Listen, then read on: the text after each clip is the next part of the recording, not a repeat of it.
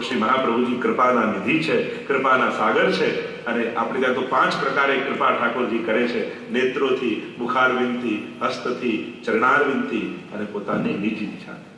આમ 5 માધ્યમથી ઠાકોરજી કૃપા કરતા હોય છે. મહાપ્રભુજી કૃપા કરે છે, નેત્રોથી કૃપા કરે.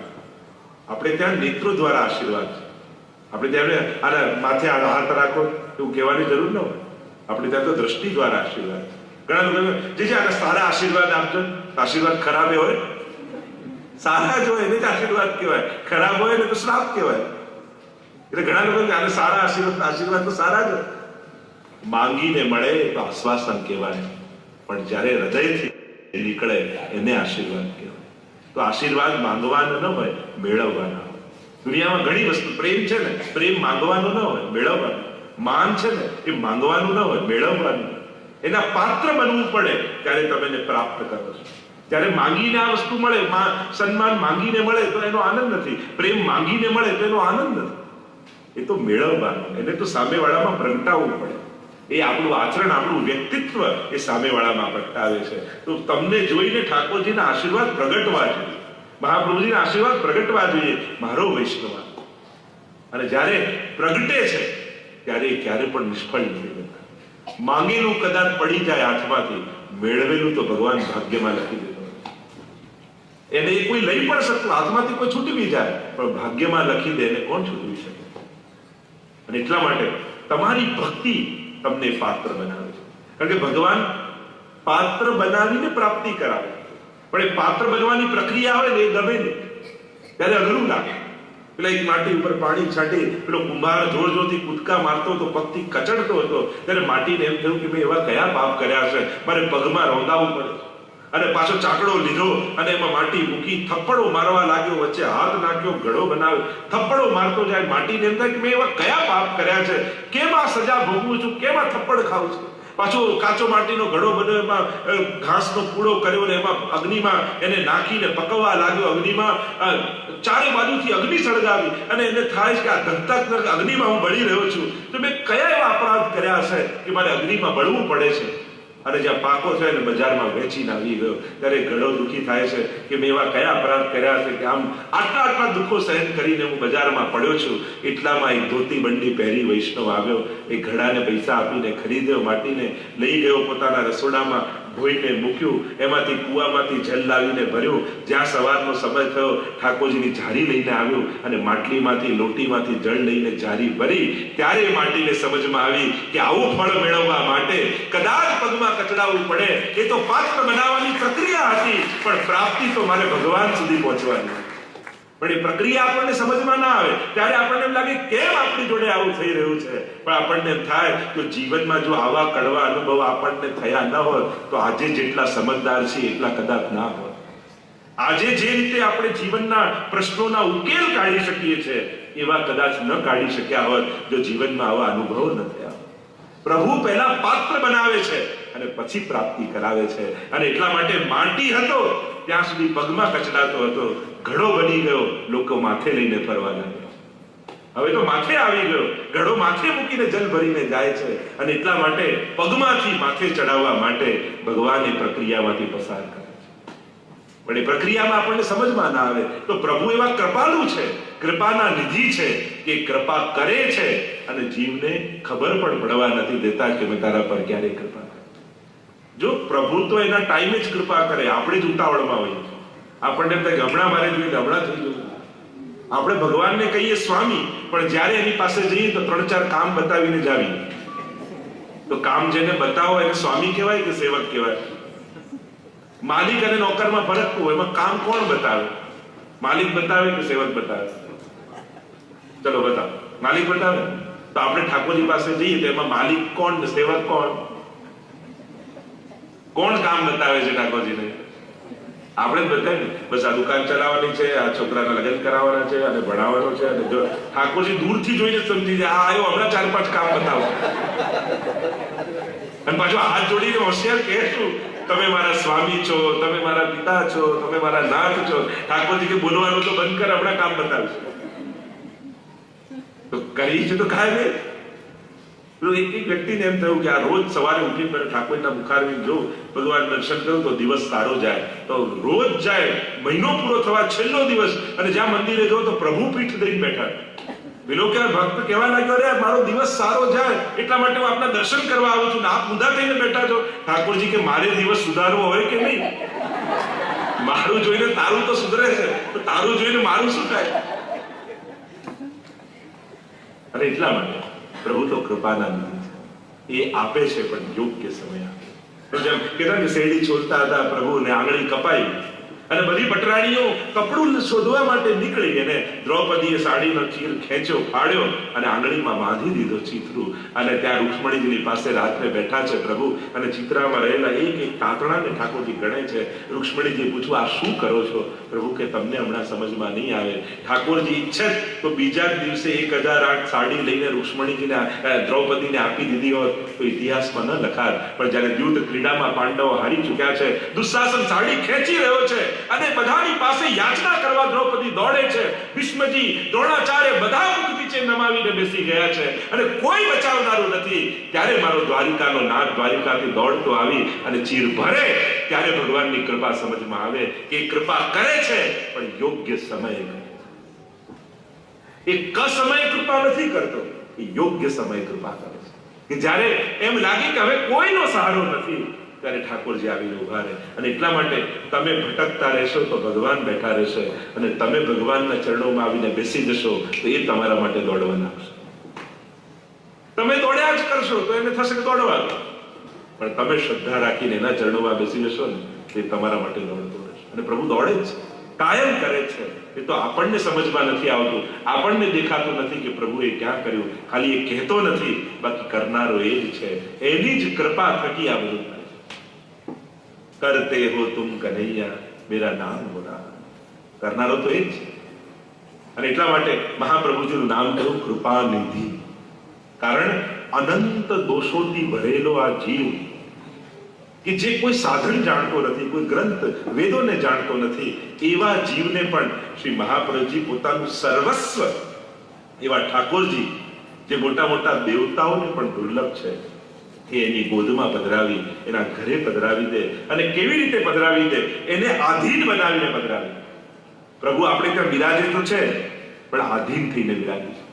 આધીન થઈને એટલે તમારે વશ થઈ, જેમ કોઈ જાદુગર કોઈ હિપ્નોટાઇઝ કોઈને કરે અને પછી એ જે બતાવે એવું દેખાય, એમ ભલે બપોરે પણ તમે મંગળા કરાવો કે લાલ અને જાગો હો ભયો ગોર, ઠાકોરજી બારીની બહાર જોવે કે આ સુરત માંથી ક્યાં ભયો ગોર, પણ એવા મોહિત કરીને પધરાયા છે કે તમે જે બતાવો, જે કીર્તન ગાઓ, ઠાકોરજીને એ સમય એવો જ લાગે.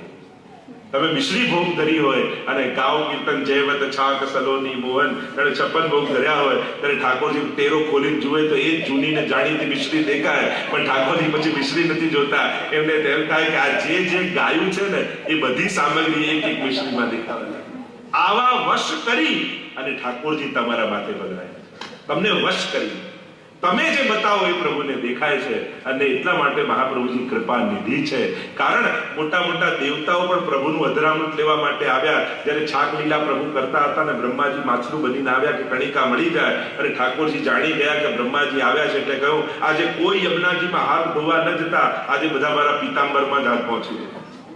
અને એક અધરામૃતની કણિકા ન મળી, એને એ કણિકા રોજ આ વૈષ્ણવોને ઠાકોરજીને મિશ્રી ભોગ ધરીને રોજ એ અધરામૃત તમને મળે છે.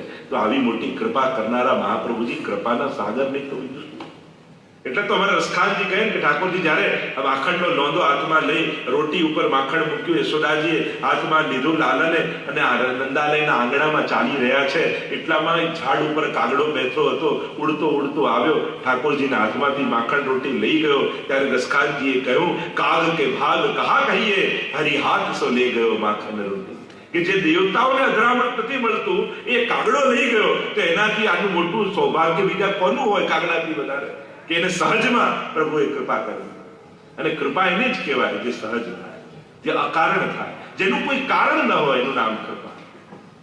જીવને ખબર ન પડે કે મેં એવું શું કર્યું હતું કે ઠાકોરજી મને આવું કરી આપ્યું, એને સમજમાં ન આવે કે આટલી કૃપા પ્રભુએ કેમ કરી.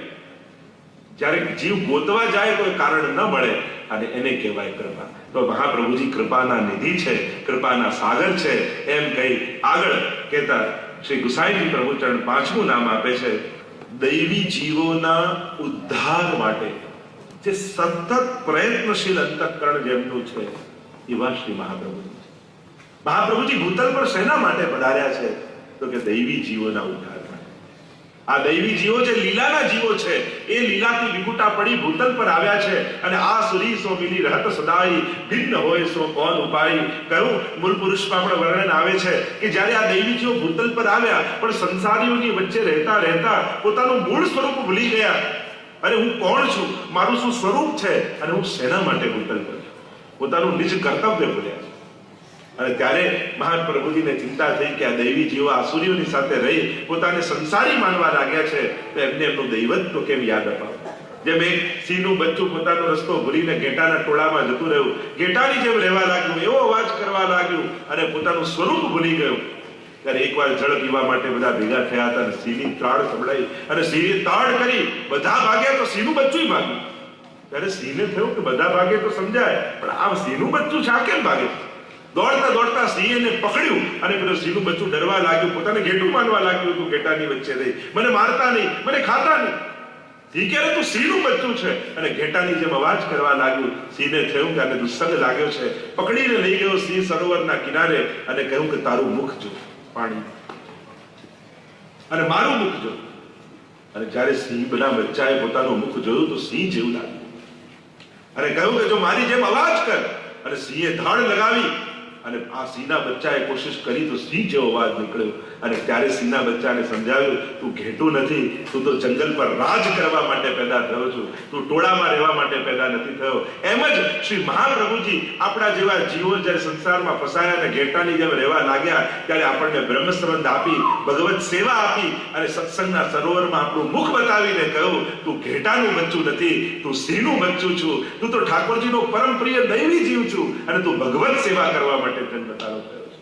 તું વિશેષ પ્રયોજન સાથે તું આવ્યો છું, તું ભગવાનની ભક્તિ કરવા માટે ભૂતલ પર આવ્યો છું અને પોતાના નિજ કર્તવ્યનું આપણને ભાન કરાવ્યું છે. તો આમ દૈવી જીવોના ઉદ્ધાર માટે સતત પ્રયત્નશીલ મહાપ્રભુજી કોઈ હવેલી બાંધી એક જ જગ્યાએ બિરાજી નથી રહ્યા કે જે દૈવી જીવ હશે આવશે મારી જોડે. મહાપ્રભુજી તો પ્રણ લીધું છે એમના ઉદ્ધારનો. એટલે એક દૈવી જીવ પણ જ્યાં રહેતો હોય ખુલ્લા ચરણારવિંદથી તાળ તડકો વરસાદ બધું સહન કરી અને મહાપ્રભુજી ચાલતા ચાલતા 3 વાર ભારત વર્ષની પરિક્રમા કરી છે.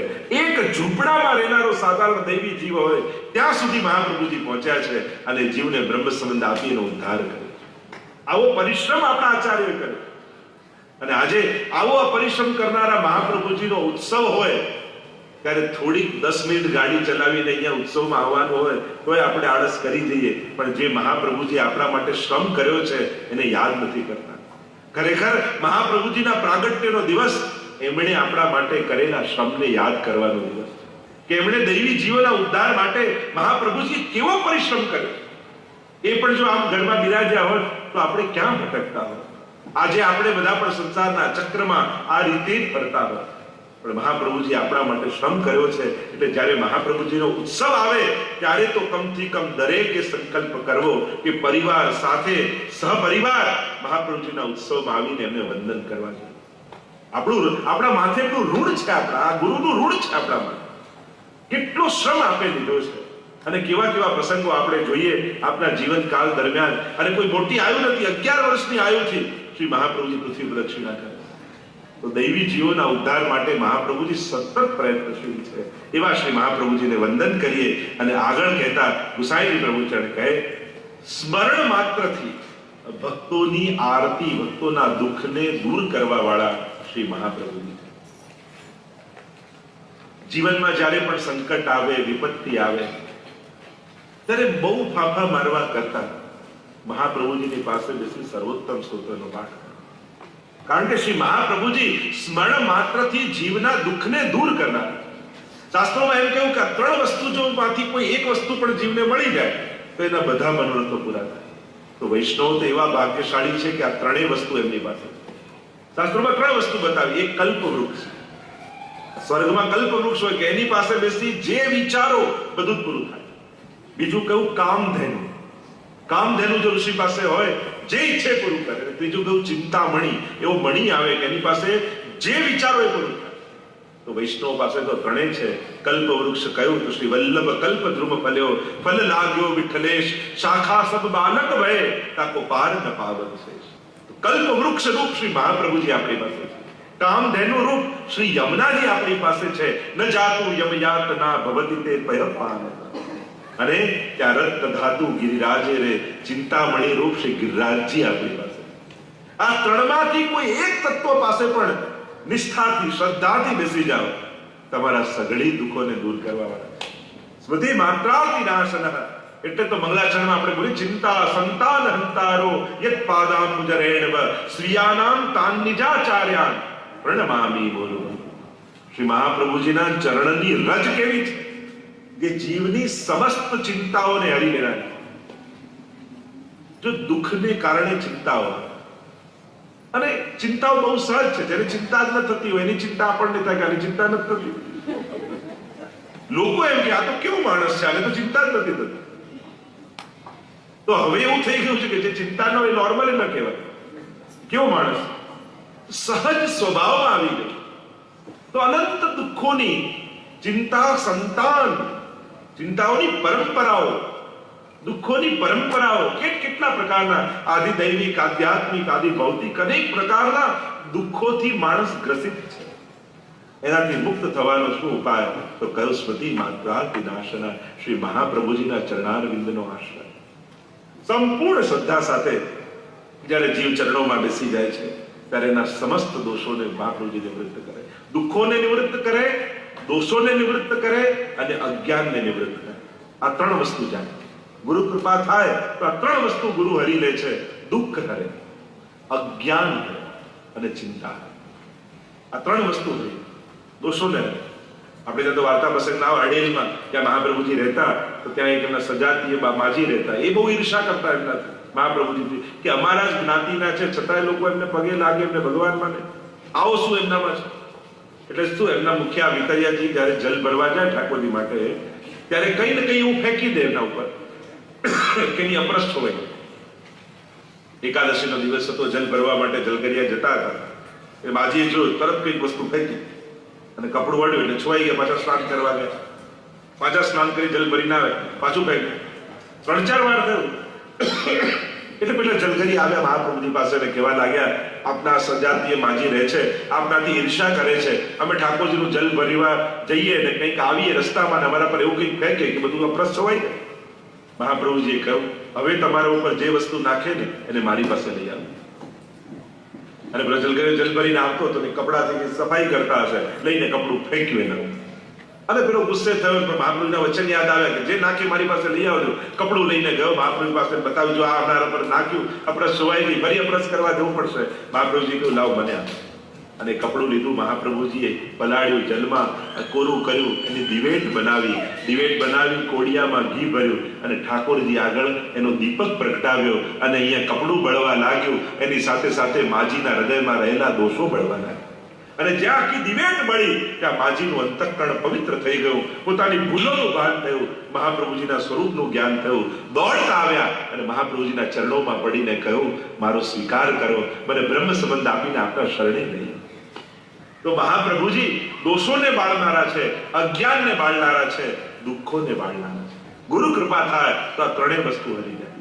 અનેક પ્રસંગો આપણે વાર્તા સાહિત્યમાં પણ જોઈએ, કેવા કેવા દુઃખ લઈને જીવો શરણે આવ્યા અને મહાપ્રભુજીની કૃપાથી સમસ્ત દુઃખોથી નિવૃત્ત થયા. આ ભક્તોની આરતીને હરનારા શ્રી મહાપ્રભુજી છે.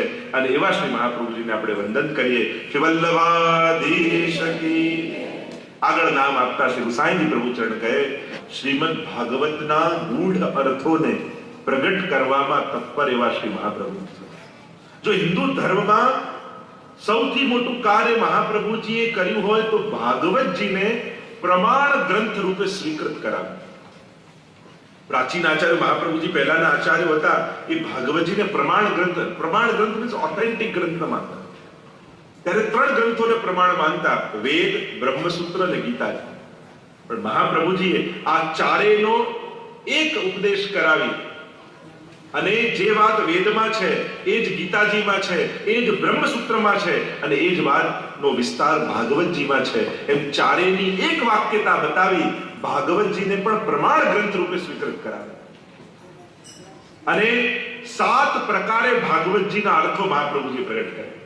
આજે દુનિયાભરમાં જ્યાં પણ ભાગવત કથા થાય, ભલે કોઈ નામ લે કે ન લે, પણ મહાપ્રભુજીએ બતાવેલા અર્થો વગર ભાગવત કથા થઈ નથી. સુબોધનીજી નામની ટીકા મહાપ્રભુજીએ પ્રગટ કરી અને તત્વાદીપ નિબંધમાં ભાગવતાર્થ પ્રકરણ, આ 2 ગ્રંથો દ્વારા 7 પ્રકારે ભાગવતજીના અર્થ કર્યા. શાસ્ત્રે, સ્કંધે, પ્રકરણે, અધ્યાયે, વાક્યે, પદેક્ષરે એકાર્થ સપ્તદા જાનન અવિરોધેન મુચ્યતે. 7 પ્રકારે અર્થો ભાગવતજીના બતાવ્યા. શાસ્ત્રે, સ્કંધે, પ્રકરણે, અધ્યાયે, વાક્યે, પદે અને અક્ષરે એક અક્ષરના અર્થ કર્યા. જે સુબોધિની ટીકા નામથી પ્રસિદ્ધ છે. ભાગવતજી પર મહાપ્રભુજીની સુબોધિની ટીકા છે. અને આમ ભાગવતજીના અદ્ભુત અર્થો બતાવ્યા. કારણ કે જેટલા વિદ્વાનો થયા એ બધાએ પોતાના મતિ પ્રમાણે અર્થ કર્યા. મહાપ્રભુજીની વિશેષતા શું છે કે અન્ય જેટલા દુનિયાના મહાન બુદ્ધિમાન લોકો થયા, વિદ્વાનો થયા, આચાર્યો થયા, બધાએ પોતાની બુદ્ધિ પ્રમાણે અદ્ભુત અર્થો કર્યા. પણ મહાપ્રભુજીએ એ અર્થ બતાવ્યો જે સુખદેવજી કહેવા માંગે છે, ગ્રંથના કર્તા જે કહેવા માંગે છે, એ અર્થો મહાપ્રભુજીએ પ્રગટ કર્યા. અને એટલા માટે મહાપ્રભુજીની ટીકા શિરમોર માનવામાં આવે કે જે સુખદેવજી કહેવા માંગે છે એ અર્થોને પ્રકાશિત મહાપ્રભુજી કરે છે. અને આમ ભાગવતના ગૂઢ અર્થોને પ્રગટ કરનારા, કારણ કે જે રીતે દશમસ્કંદ આદિ પર સુબોધની ટીકા છે, ક્યાંય તમને એવા અર્થો ન મળે. અદ્ભુત અર્થો કર્યા છે. વેણુ ગીત, યુગલ ગીત, ભ્રમર ગીત, વેણુ ગીત પુનઃ યુગલ ગીત કી રસબર ખાબર ખાઈ પ્રગટ ભય માર્ગ રીત દિખાઈ. સ્વયં મહાપ્રભુજી વ્યાસાશ્રમ જ્યારે પધાર્યા અને ત્યાં વ્યાસજી સાથે યુગલ ગીતના 1.5 શ્લોક ઉપર મહાપ્રભુજીની 3 દિવસ ચર્ચા થઈ. મહાપ્રભુજી સ્વયં નૈમિષારણ્ય પધાર્યા ત્યારે 88,000 ઋષિઓ ત્યાં પધાર્યા. આમ ભાગવતના અર્થોને અદ્ભુત રીતે પ્રગટ કર્યા. પદ્મનાભદાસજીની વાર્તામાં આવે છે 84 વૈષ્ણવમાં, જ્યારે પોતે કથાકાર હતા અને કથા કહેતા હતા, મહાપ્રભુજી ત્યાં પધાર્યા ચાલતા અને કહ્યું કે આ શ્લોક પર હજી કહો. પદ્મનાભદાસજી હજી થોડું વર્ણન કર્યું. મહાપ્રભુજી કહે હજી કહો આ શ્લોક ઉપર. 3 વાર આમ કર્યું ત્યારે પદ્મનાભદાસજીએ કહ્યું કે જે સુખદેવજીએ કહ્યું એ બધું મેં કહી દીધું, હવે કઈ આગળ હોય તો આપ અહીંયા બિરાજો ને કહો. અને ત્યારે સ્વયં મહાપ્રભુજી વ્યાસપીઠ પર બિરાજમાન થયા અને અનેક સમય સુધી એ શ્લોક પર ચર્ચા કરી. અને ત્યારે કથા પૂરી થઈ ત્યારે પદ્મનાભદાસજીને પૂછ્યું કે આ બધું ક્યાંથી આવ્યું પદ્મનાભદાસ? ત્યારે પદ્મનાભદાસજી 2 હાથ જોડીને કહ્યું કે જ્યારે પ્રભુ પોતે પોતાની કથા કહેવા બેઠા હોય તો પછી એમાં બાકી શું રહે? આપ તો સ્વયં પ્રભુ રૂપ છો, અને જ્યારે આપ પોતાની કથાનું વર્ણન કરો તો પછી અમારા જેવા જીવો એ ક્યાં જાણી શકવાના? આપ જ એનું વર્ણન કરી શકો. તો આમ ભાગવતજીના ગૂઢ અર્થોને પ્રગટ કરવામાં તત્પર એવા શ્રી મહાપ્રભુ. ત્યારે આપના પુત્ર શ્રી ગોપીનાથજી, એટલે કૃષ્ણ નામ સહસ્ત્રસ્ય, આગળ નામ આવશે 1000 નામ કહેવા વાળા, કારણ કે એવો આગ્રહ હતો કે રોજ ભાગવતજીનું આખું પારાયણ કરે પછી જ અન્ન જળ લે, એવો નિયમ ગોપીનાથજી. તો 3 દિવસે પારાયણ પૂરું થયું, શરીર સુકાવા લાગ્યું. 3 દિવસે વારો આવે અન્ન જળ લેવા. મહાપ્રભુજી જોયું ને બોલાવ્યા ને કહ્યું, બાબા આપનું શરીર કેમ આમ સુકાય છે?